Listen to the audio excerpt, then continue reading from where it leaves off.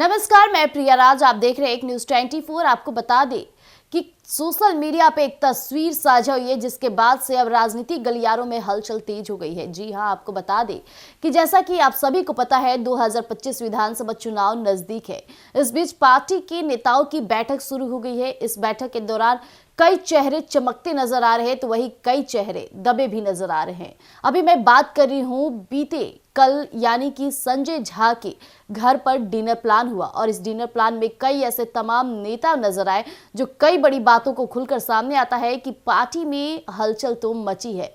साफ तौर पे ये भी देखा जा रहा है कि जदयू और भाजपा दोनों ताल में ताल मिलाकर चल रहे हैं। आज उन्हीं मुद्दों पर बातचीत करेंगे। बातचीत के लिए मेरे साथ मेरे सहयोगी इस वक्त सितेश जी मौजूद है। सितेश जी, संजय झा के घर डिनर प्लान होता है और इस डिनर प्लान में कद्दावर नेताओं का आना जाना और साथ में बैठ करके हंसी मजाक करना, किस तरह से आप देखते हैं इस बैठक को? देखिए, जैसे जैसे बिहार विधानसभा चुनाव का तारीख नजदीक आ रहा है, नेताओं में खलबली और पार्टियों में हलचल होना ये लाजमी है। बिल्कुल। लेकिन आपको बता दूं कि तिरहुत का जिस तरीके से परिणाम रहा, उस तरीके से कहीं ना कहीं बीजेपी अपनी और भी कमर कसना शुरू कर दी है। चूंकि बता दूं, इसके अलावा एक और भी आपके जगह जिक्र करूंगा कि झारखंड और बिहार की राजनीति मतलब दोनों एक दूसरे के बहुत तालमेल बैठता है और करीबी भी है जी। तो झारखंड का जो परिणाम रहा है तो उसको देखते हुए बीजेपी लगातार अपनी कमर कसने की कोशिश कर रही है। नीतीश कुमार भी महिला जनसंवाद पे जाने वाले हैं, लेकिन अभी डेट जो है एक्सटेंड हो गया है जी। तो कल की जो बैठक रही उसमें बीजेपी के कई दिग्गज नेता भी मौजूद रहे। बात करें अमित शाह भी रहे। अमित शाह को बहुत अच्छी राजनीति की समझ भी है और अमित शाह का आने का मतलब ये है कि बिहार में जरूर कुछ हलचल तेज है और कुछ बड़ा होने वाला है। जब भी ऐसा देखा गया अमित शाह किसी बैठक में मौजूद रहते हैं, उसके बाद से बड़ी बातें 2-3 दिन के अंतराल में खुलकर सामने आ ही जाती है। तो इस बड़ी बैठक में अमित शाह दिखे और खासतौर पे ये भी कहा जा रहा है कि अमित शाह ने ही संजय झा को अपने घर पर डिनर प्लान के लिए कहा था जी।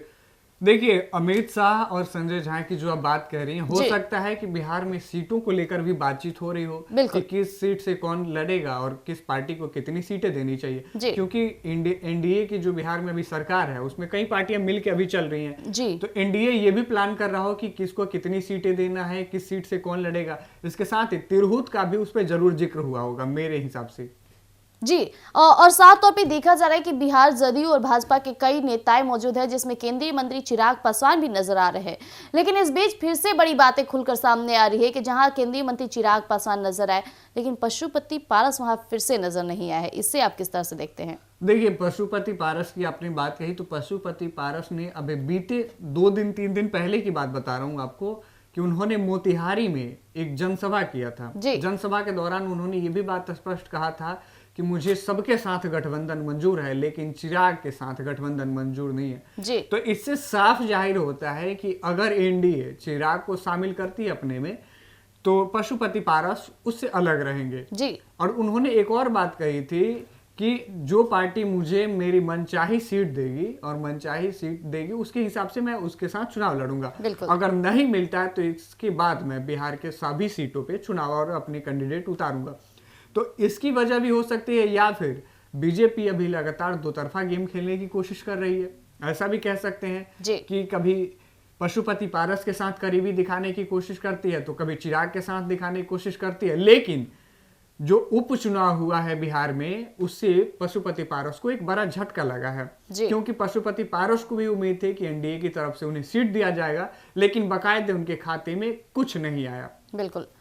तो जैसा कि अभी आपने सुना कि जो ये बड़ी मुलाकात हुई है, बड़ी बैठक हुई है, इसमें बिहार जदयू के कई तमाम चेहरे नजर आए, साथ में भाजपा के दिग्गज नेताओं का भी ये जमावड़ा रहा। इस बीच डिनर प्लानिंग के तहत अब कहा जाए तो सीट बंटवारे को लेकर और आने वाले चुनाव को लेकर ये बड़ी बैठक हुई होगी, क्योंकि जिस तरह से हमेशा से देखा गया है कि चुनाव से पहले जब भी बड़ी बैठक होती है उसके कुछ दिन के अंतराल में ही बड़ा रिजल्ट भी निकलकर सामने आता है। हो सकता है इस बार भी कुछ खास बातें और सीट बंटवारे को लेकर बड़ी मुद्दे आएंगे। तो जैसा कि अभी आपने सुना कि किस तरह से ये बड़ी बैठक हुई है, इस बड़ी बैठक में दिग्गज चेहरे नजर आए हैं, लेकिन आपको बता दें कि जिस तरह से तेजस्वी यादव भी खूब ज्यादा सक्रिय हो गए हैं अगले आने वाले चुनाव को लेकर के, लेकिन ये बैठक में बिहार जदयू और भाजपा के कई चेहरे नजर आए हैं।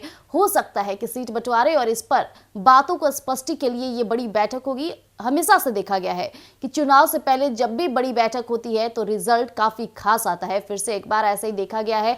अब जी प्रिया, आपको बता दूं कि ये जो बैठक है नीतीश कुमार के जी। लगभग बिहार की राजनीति में और बिहार की कुर्सी पे बैठे हुए लगभग 20 साल हो गए जी। तो अब कहीं ना कहीं जनता के बीच में नीतीश कुमार को लेकर आक्रोश भी है और इनके कामों से कहीं ना कहीं असंतुष्टि भी नजर आती है और विपक्ष इसको लेकर जोरदार हमलावर हो रहा है और विपक्ष इस बार मजबूत भी है जी। विपक्ष हर बार मजबूत रहता है और खासकर बात करें तो लालू यादव के जो बेटे हैं तेजस्वी यादव बिहार की राजनीति में और ज्यादा सक्रिय हो गए हैं। हालांकि तेजस्वी यादव, सितेश जी आपको बता दें, तेजस्वी यादव हमेशा से सक्रिय रहे हैं, लेकिन इस बार आने वाले चुनाव को लेकर वो कुछ ज्यादा ही एक्टिव हो गए हैं, क्योंकि जिस तरह से बार बार लोगों के बीच जाना, बातचीत करना, हर एक नेताओं के बयान को खुलकर सामने रख देना, ये काफी चुनौतीपूर्ण हो सकती है तेजस्वी यादव के लिए। बिल्कुल, और जिस तरीके से वो खासकर युवाओं के मुद्दों को लेकर, बेरोजगारी को लेकर वो प्रहार कर रहे हैं विपक्ष पे, कहीं ना कहीं हो सकता है कि युवा इनकी ओर रुझान कर दें अपना। जी।